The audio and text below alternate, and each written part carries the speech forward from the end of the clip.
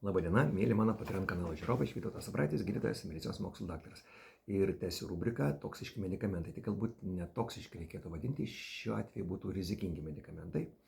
Ir, aš nekalbu, kaip pastebėjote, apie vaistus, kurie yra ypatingai ten stiprus, kokie hormoniniai preparatai, biologinės terapijos, chemoterapijos, stiprus antibiotikai, kada jie gelbsti tiesiogiai žmogaus gyvybę ir ten nėra ką svarstyti apie kažkokį vienokį ar kitokį šalutinį efektą. Aš kalbu apie tos, vos ne saldainiukų klasės vaistus, kuriuos galime laisvai nusipirkti ir netgi be recepto. Šį kartą dėmesio diklofenakas.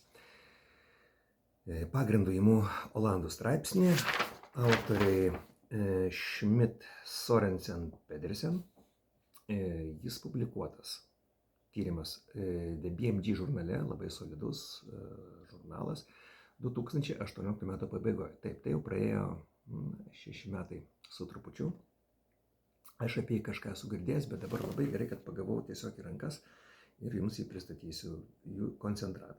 Reiškia, buvo tirti ne tik tai lyginti diklofenako grupę su nevartojančių grupė, bet buvo lyginta ir diklofenakas su kitais nesteroidiniais priešuždegiminiais vaistais, kam ir priklauso diklofenako grupė.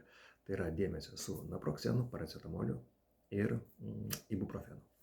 Tai va, tirta šių vaistų įtaka kardiovaskuliniam lygom. Ir, tyrimo rimtumą rodo imtis. Aš tikslių skaičių neskaitysiu, nes tiesiog užgaišinsiu laiką. Tai reiškia tirta. Grupės, diklofenako grupė buvo 1,4 milijono žmonių. Ibuprofeno grupė 3,9 milijono žmonių.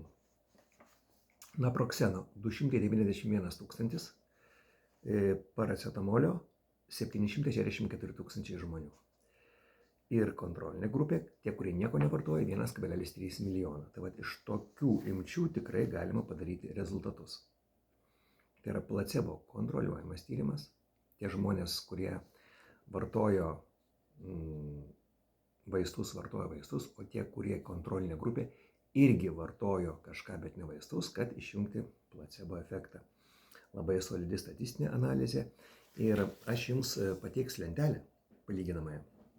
Ne komentaruose po šito video, bet kaip sekantį postą, kitą postą, kuris bus tiesiog lentelės pavidalu. Ir ten yra dešinė pusėje ekrano bus RR, dvi didžiosios raidės, tai yra reliatyvi rizika. Ir jeigu jinai yra vienetas, reiškia tas reiškinys nesiskiria iš dviejų lygintų kažkokiu tai įtakojimo veiksnių arba medikamento ar operacijos, jeigu yra vienetas. Jeigu, pavyzdžiui, RR yra 2, tai reiškia vienas lenkia kitą 2 kartus. Jeigu RR yra, pavyzdžiui, 0,5, reiškia dvigubai atsilieka. Tai va, tokia yra reikšmė ir labai yra viskas akivaizdu. Dabar dėmesio rezultatai. Diklofenako vartotojai apie 50% turi didesnę grupę, lyginant su nieko nevartojančiais žmonėm arba placebo grupė, turėti kardiovaskulinės ligas. Kokias aš pavardinsiu? 20% daugiau, lyginant diklofenaką ir paracetamolį, 20% daugiau, lyginant diklofenaką ir ibuprofeną, ir 30% daugiau, lyginant diklofenaką ir naproxeną. Visais atvejais diklofenakas yra rizikingesnis. Dabar tirti šie faktoriai, tai yra prieširdžių virpėjimas ir plazdėjimas. Plazdėjimas yra dar kur kas pavojingesnė forma. Išeminis priepuolis, tai yra stenokardijos priepuolis. Širdies nepakankamumas, miokardo infarktas ir staigi kardialinė mirtis. Staigios kardialinės mirties skirtumas yra 1,7, netgi 70%. Tai rodo stiprų diklofenako aterogeniškumą. Taip pat vėliau čia yra dar paminėta, kad vartojimo pradžioje diklofenako vartojimas padidina gastrointestinalinio kraujavimo riziką. Maždaug 30 dienų nuo vartojimo pradžios. Maždaug 4,5 karto lyginant su nieko nevartojančiais ir 2,5 karto lyginant su ibuprofeno paracetamolio grupe. Ir panašus į naproxeno vartotojų grupę. Tai reiškia, kad diklofenakas neigiamais numuša krešėjimą Dėl to žmogus gali sukraujuoti iš skrandžio ar žarnyno. Taigi, tokios yra išvados. Ir tai yra tema apie aterogeniškumą. Ir aš truputėlį dar paliesiu tą temą, bet prieš tai, žodžiu, kaip noriu reziumuoti. Diklofenakas yra rizikingesnis kardiovaskulinių ligų klausimų. Aš prieš tai, kur kalbėjau, mylėjai, tai buvo nimesulidas ir paracetamolis, kurie yra hepatotoksiški. Jie daugiau veikia kepenis. Tai vat, tiesiog jūsų pasirinkimų. Yra žmonių, kurie labai nemėgsta lankytis pas gydytojus. Diklofenaką galima nusipirkti ir be recepto, nors tai yra receptinis vaistas. Aš specialiai padariau tokį eksperimentėlį, nuėjau, gražiai pasišypsojo provizoriai ir jinai man pardavė diklofenako be recepto, bet pačią brangiausią formą. Gal ten kažkokią bonusų sistemą, jinai labai apsidžiaugė, kai aš nupirkau. Tai va, tą galima padaryti, dėl to reikia žinoti savo stiprias silpnas pusės. Jeigu jūsų paties yra silpna pusė širdies kraujagyslių ligos, tai jums geriau vartoti nuo skausmo, nuo karščiavimo, kažkokį paslapinti uždegimą. Jums geriau vartoti būtų jau tada arba ibuprofeną, arba naproxeną, arba paracetamolį. Jeigu jūsų šeimos rizikinga vieta yra širdis, geriau vartoti ne diklofenaką. Jeigu jūsų, pavyzdžiui, šeimos silpna vieta yra kepenys, tada jau geriau vartoti diklofenaką, o ne paracetamolį. Čia šiuo atveju tam tyrime nėra nimesulido, bet jūs žinokite apie jį. Tai va, tai taip reikia, žodžiu, elgtis protingai. Be abejo, čia žiūrint, kokį simptomą tu slopini. Na, pavyzdžiui, aš turiu aristokratišką ligą podagrą. Ir tai yra, baisus ramybės skausmai. Man, pavyzdžiui, buvo kažkada lūžus koja, tai jeigu tu geroj pozoje atsiguli ar atsisėdi, tą koją tai pakreipi, tu nieko nejauti. Tik aišku, vaikštant, judant skauda. O podagros atveju tą pėdos sąnarį, toks skausmas, atrodo, kad ten tau tą nykštį plėštų lauk Žydrūnas Savickas ant tavęs supykęs. Ir tu nieko negali padaryti. Elementarus rankšluostukas ar paklodė, ar antklodė nukritus ant kojos, atrodo kažkas su kuoka trenkia. Ir būtent tą skausmą veikia diklofenakas. Žymiai stipriau negu visi kiti nesteroidiniai priešuždegiminiai vaistai. Mane konsultavo labai patyrus, labai autoritetinga specialistė. Tai žinot, kada tu žmogus reikia pasverti, nes kartais žmonės labai užsispiria. Jeigu tu visą naktį nemiegosi, tai tavo rizika infarktui padidės tiesiog nuo nemigos, nuo streso. Tada geriau pavartoti diklofenaką ir aš tą darau. Aš žinau tą jo poveikį.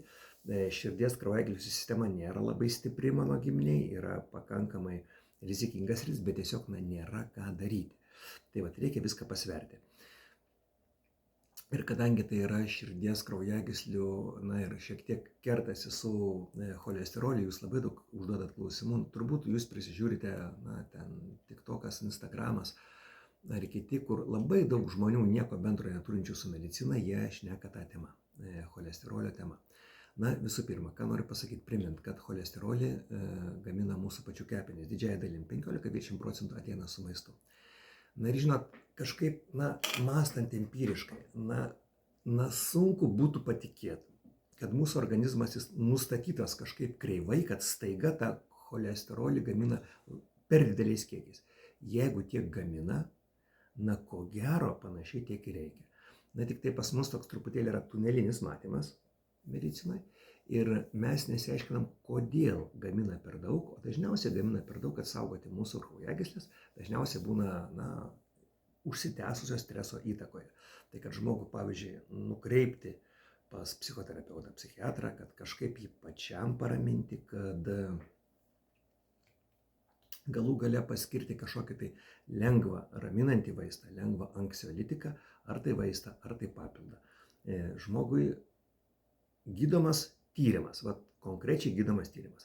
Man atrodo, kad truputėlį per gausiai, bet statinai, kuriais gydomas cholesterolis, yra,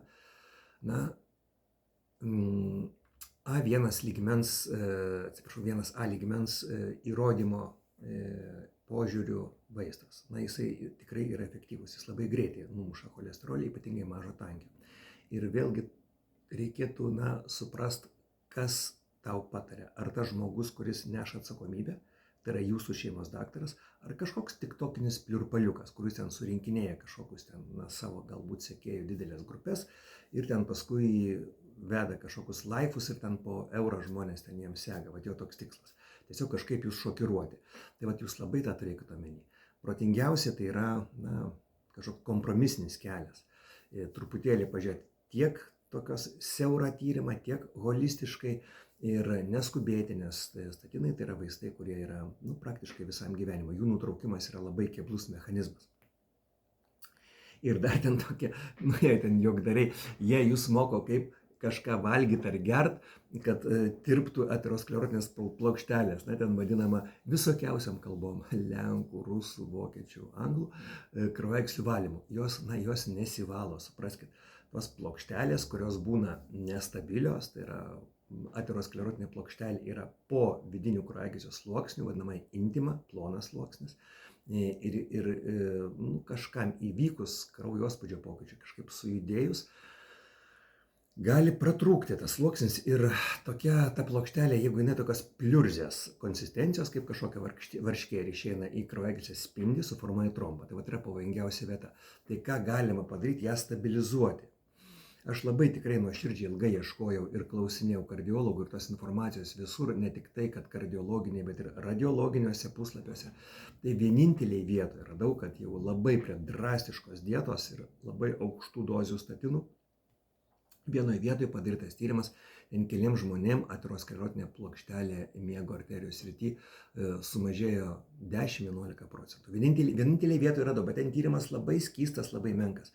Ir kadangi jinai gali būti plokštelė milimetro, 2–3, tai įsivaizduokit tas 10–11% kiek sudaro. Tai ten gali būti, kad žmogus tiesiog pats tyrėjas, jeigu kitas tyrėjas, kiekvienas tyrėjas turi savo stilių, kiekvienas aparatas savo paklaidos ribas turi. Tai, manykim, kad tos plokštelės nemažėja. Kas jas tikrai sumažina ar panaikina, tai kraujagyslių chirurgų intervencija. Ji vadinasi endarterektomija. Dažniausiai daroma kaklo srityje arba kirkšnies srityje. Tai yra prapjaunama arterija ir pašalinamas visas vidinis sluoksnis kartu su raumeniniu sluoksniu. Lieka tik išorinis adventicija. Mūsų arterijos turi 3 sluoksnius. Intima, media, adventicija. Vidurinis sluoksnis yra raumuo, tai viskas yra pašalinama. Ir kaip nekeista, aš net perklausiau, galvoju, taip negali būti, ar tikrai adventicija gali išlaikyti tokį kraujospūdį. Nes, pavyzdžiui, miego arterija, tai kiek čia nuo aortos lanko, ten 10 cm, bet atlaiko, pasirodo, to užtenka. Tai ir jinai daroma tada, kada spindis yra susiaurėjęs daugiau kaip 50%. Tai angiochirurgija to klausimu gali mums padėti. Tos 2 lokalizacijos, kaklas, kirkšnis yra tipinės ir dar kitos, tai yra tokios proginės, kurios daromas žymiai rečiau. Tai o ten, jeigu jūs maišysite ten visokius česnakus su citrinom, ten kažką gersite rytais, vakarais, šilta, šalta, čia truputėlį yra akių dūmimas, mylėjai, ir tas dabar labai yra paplitę. Tie kartais socialiniai tinklai, tikrai jie yra šiukšlynas. Taigi dabar rezimuojant, mylėjai, žinokime savo silpnas, savo stiprias pusės, savo šeimos giminės silpnas stiprias pusės. Pagal tai vartokime medikamentus, vartokime tada, kada reikia, išdykauti, žaisti su jais nereikia. Išsirinkime visą laiką mažesnę blogybę ir mano šiandieninė tema buvo apie diklofenaką, kaip didinantį širdies kraujagyslių ligų riziką. Aš įkelsiu nuorodą, pasistengsiu kelti ir tą tokį labai gerą grafikėlį. Ir tada matysite, konkrečiai ten tas grafikėlis yra išskleista ne tik tai rizika apskritai kardiovaskuliniam ligom, bet būtent tą, ką vardinau, prieširdžių virpėjimas, stenokardijos priepuolis, infarktas, taigi mirtis kardialinė. Tai tie dalykai yra išskleisti ir ten galėsite su malonu pastudijuoti. Taigi, mylėjai, iki susitikimo turbūt penktadienį. Ačiū beveik 900 manim pasitikėjusių vartotojų, ypatingai tiem, kurie mane paremė. Iki.